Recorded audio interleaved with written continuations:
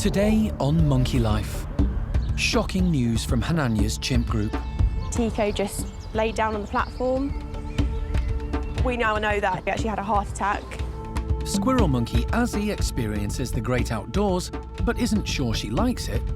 She has moved somewhere completely new, so it will take her time just to get used to it and just to adjust. And Twan's orangs have no problem solving a food puzzle.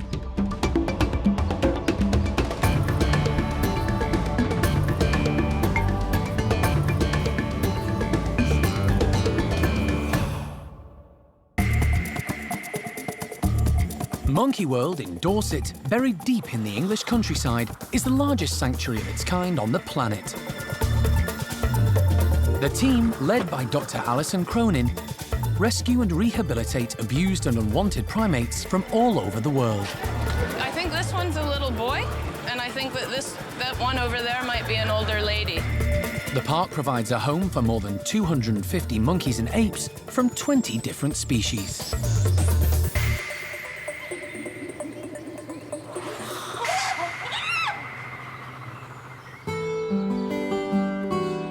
It's been an upsetting few days for Hananya's chimps.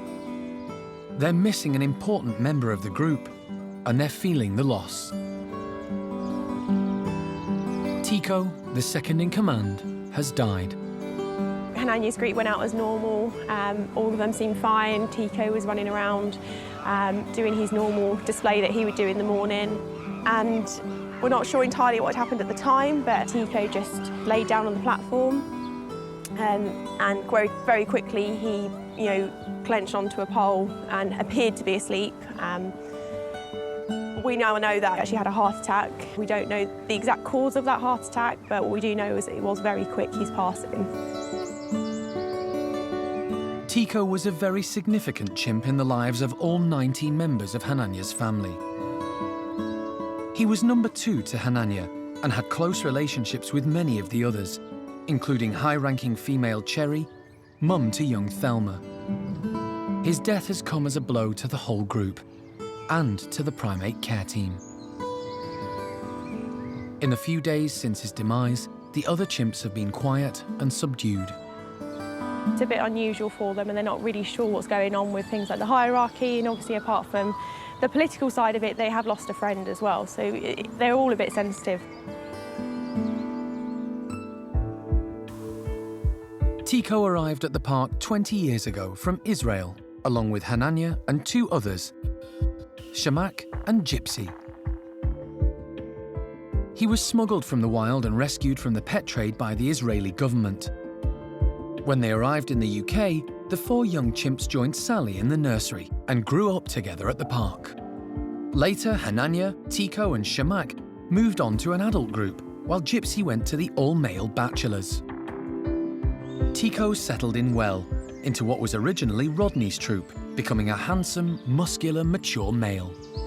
He was caring, popular with the other chimps, astute, and aware of the group dynamics.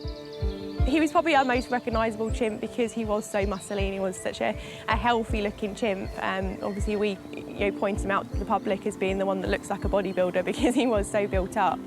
He was very interesting. He looked very serious a lot of the time. He always had a very serious expression. But actually underneath that, he was a very playful chimp. And one of his favourite games was to run up and down, stomping his hands and his feet. And he would play that not with just with other chimps, but he would try and get that game with the staff as well. He was a great character and he was very gentle. He spent a lot of time with Thelma and those younger individuals within the group, and he really is a big loss to both the chimps and the staff. Chimp society is highly political, and the death of this high-ranking primate will have ramifications for all of the animals he lived with. For Hananya and Simon and Shamak, they've lost someone that they've grown up with because they were with him for such a long time.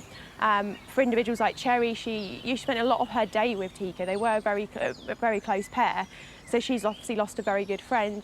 And apart from the emotional side of it, it's quite a change for that chimp group as well. The second ranking male is very important in the hierarchy and how the politics work. So for them, it's a massive deal to lose a second ranking chimp. In recent times, the care staff had become concerned that Tikko was intending to challenge Hananya for the leadership. This led to his old pal, now the dominant male, regularly putting him in his place. As a result, there were often tensions in the group. I think it's a bit of a complicated loss for Hananya because they were a very close pair. And they have to be in those positions. You can't have a dominant male and a second-ranking male that aren't working well together. So Hananya was he was a bit lost for a few days because obviously he's now got the full responsibility of the group while we try and work out who's going to be the second ranker. But he's also got to deal with a group that is going through mourning, which is quite a difficult job for a male that is quite young to be a dominant male, to be honest. The most likely chimp to step up as Hananya's number 2 is Simon. He's a very political chimp and was able to keep both Hananya and Tikko on side at the same time. He's already showing signs of becoming a good second-in-command. But for now, Hananya may feel the benefit of having the threat of Tikko removed, but he's still likely to feel the loss of his old friend.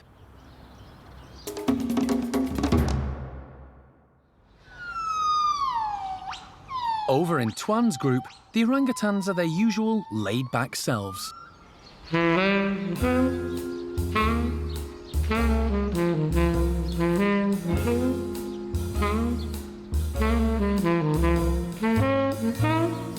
Adult male Tuan has 4 females living with him. Older ladies Ame and Roro, and teenagers Jolie and Linga. To liven things up, today they're in for a treat. The care staff work hard to enrich the lives of the primates at the park. And for their morning snack, they've made up cube feeders to amuse the orangutans. The cubes are made from rolled-up hose, bolted together and then stuffed full of food. The group have never had them before, and will have to figure out how to get to the delights inside. Jarno's in charge of distribution. Hello, you. And Big Boss Tuan is first up. Tuan! Come back!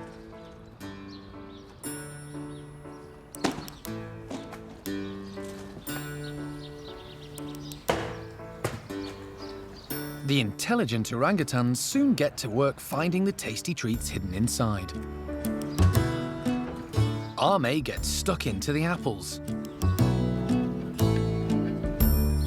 whilst Linga feasts on more fiddly peanuts. And when Roro approaches, she makes it clear she won't be sharing them. Roro moves on to Tuan, but he's equally unobliging. Instead of hunting down the other cube feeders in the enclosure, she sits on her own for a while, looking sulky. Orangutans spend most of their waking time foraging in the wild, so this is a great way to pass the time. And with good hand dexterity, they're able to carefully remove morsels of food from the feeders.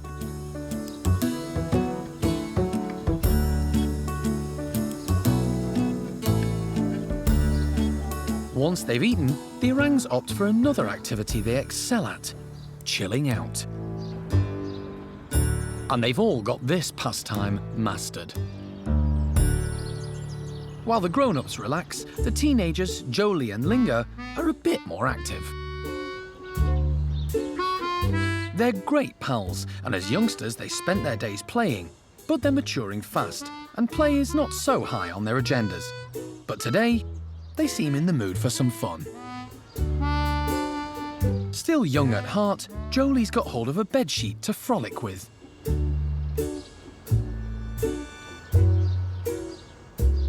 Even turning it into a sunshade. And she's not the only one messing around. Next door at Sally's group of chimps, Rodders is getting up to his usual antics.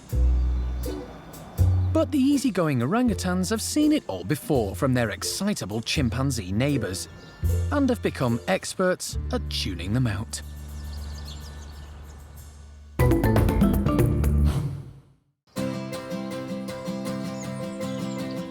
Over at the Orangutan Nursery, the last few weeks have been a busy time for orphaned youngsters Rika and Bulu Mata. They've been exploring new playrooms, climbing to new heights, and even making new friends. They recently met 7-year-old Sylvester, a gentle orangutan, and a good first introduction. They now spend time together each day, and the trio have become firm friends.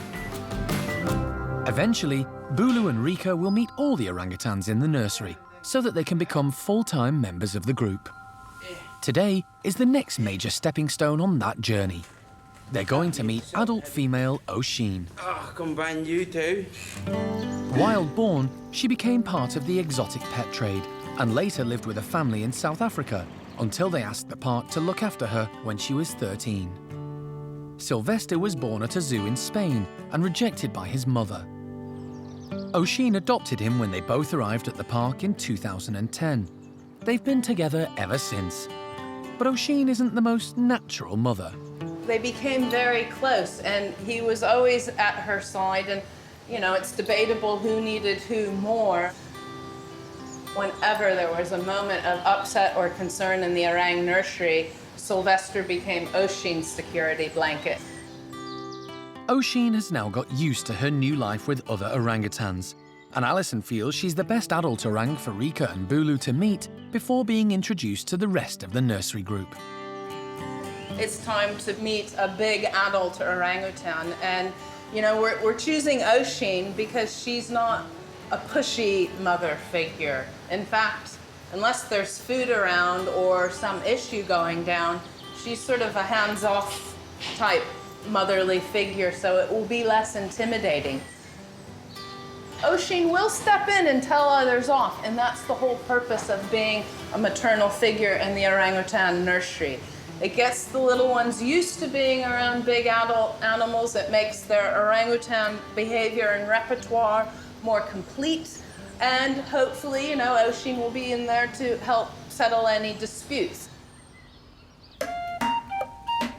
Today's the big day, and although the youngsters have been growing in confidence, they still hold on to each other for reassurance when they're a bit apprehensive.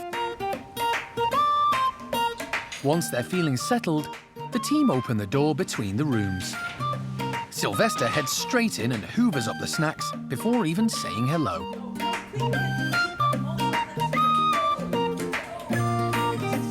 While Rika and Bulu are still a little hesitant. But quickly enticed in, they're more interested in playing with Sylvester than eating.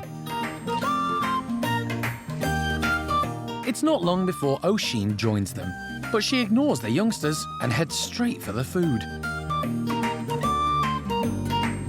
After a little bop on the head from Rika to say hello, she gives the pair a friendly sniff. Good girl. Then ignores them to concentrate on looking for more food. Bulu and Rika have taken meeting an adult orang face-to-face for the first time in their stride, with Oisin making it easy for them.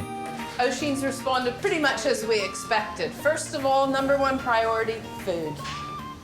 Babies are okay, but they're not bringing snacks or anything extra to the party, so really this is something that's going to have to develop over time. I'm just really pleased that everybody's getting on so well. The introduction has been a success, and the team decide to open up the big playroom for all 4 orangs.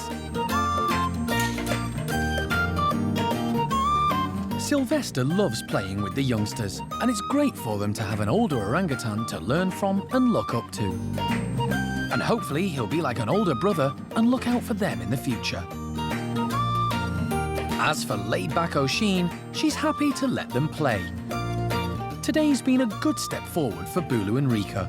Soon they'll be able to meet the other, more boisterous members of the nursery group.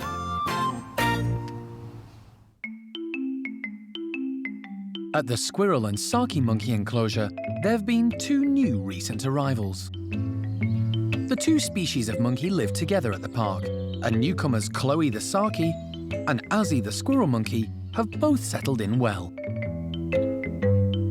Azzi has become good friends with elderly Samantha and likes to be close to her, but today she's in for a new adventure. She'll be heading outside for the first time. She loved the outdoors at her previous home, so the team's expecting her to revel in the new surroundings. And they're making it an extra special day. They've made jelly and ice lollies, and hidden away inside are a key part of the monkey's diet: insects. Today we're going to be letting out Azzi, our new female squirrel monkey, for the first time. Like with all our squirrel monkeys, one of her favourite foods is live insects. She absolutely loves them, as they all do. So locusts, mealworms and waxworms, they get every day anyway, but they all really love them. Karen unlocks the doors to the outside enclosure. First out is boisterous youngster Charlie. And he's followed closely by Samantha.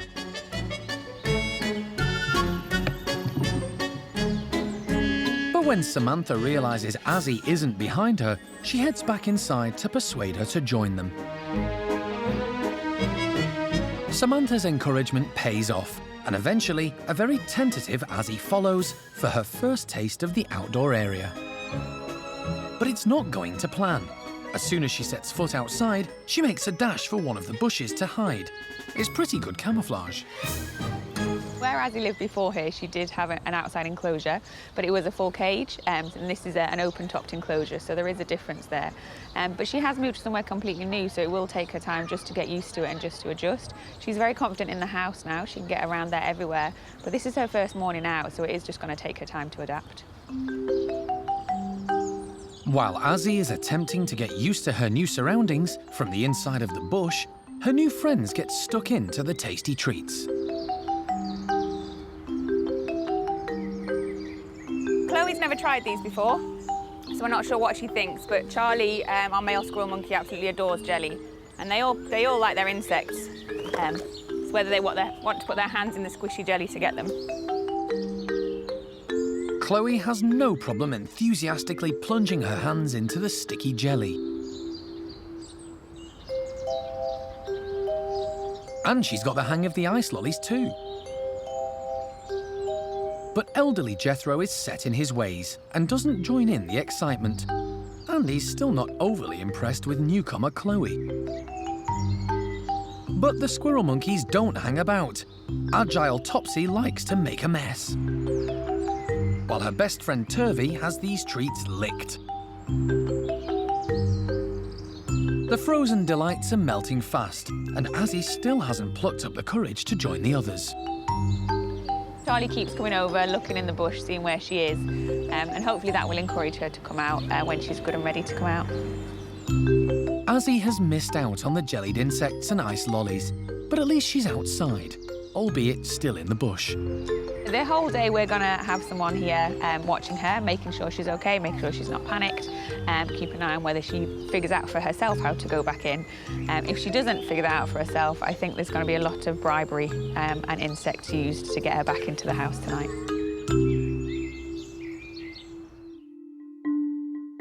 At the golden-cheeked gibbon enclosure, female Tia Nang is changing her hair colour. But she doesn't need to visit an expensive salon. It's a natural process for the young gibbon. The timing is perfect because Marina Kenyon, a leading expert on golden-cheeked gibbons, is at the park. She co-manages Dao Tien Island Rescue Centre. It's the park's sister sanctuary and was opened in 2008 to rescue and rehabilitate endangered primates of southern Vietnam before reintroducing them into the wild. Marina is keen to see how Tia Nang is progressing with an unusual transformation, her hair changing from black to blonde. This species of gibbon, golden-cheeked gibbons, are really quite special. They're the only ones that do colour changes as they mature, as they get older.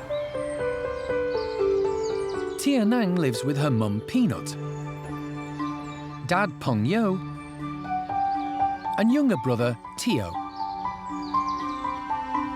All babies are born blonde, the same colour as mum, but when aged about 1, they turn black. Males stay black, but when females reach sexual maturity, they change colour again.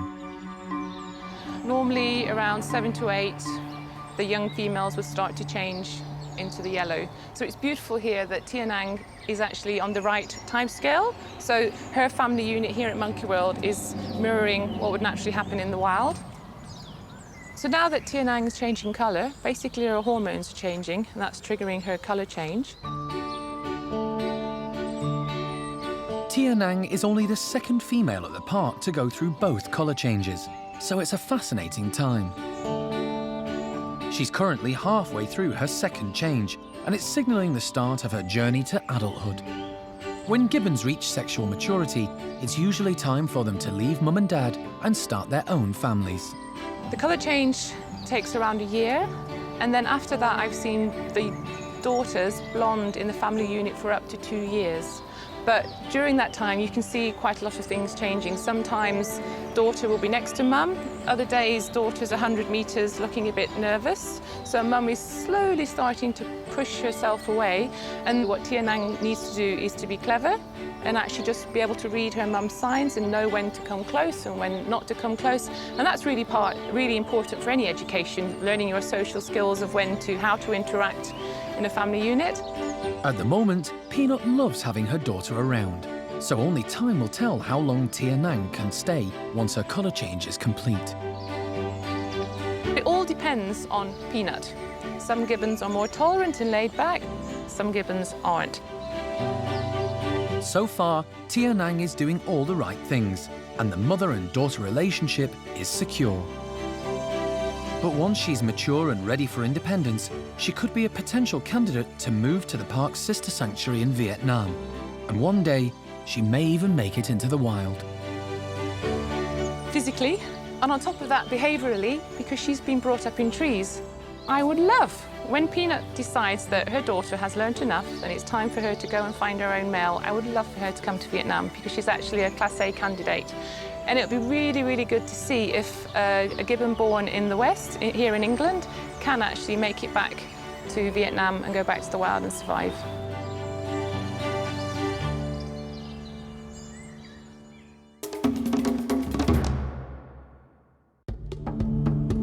Next time on Monkey Life, newly arrived Capuchin Dino comes face to face with a new phenomenon. Flirty females. Obviously, he's a bit wary. I think it's new. We don't know that he's met females in the past. And woolly monkey Paolo begins to make his mark as the newly promoted dominant male.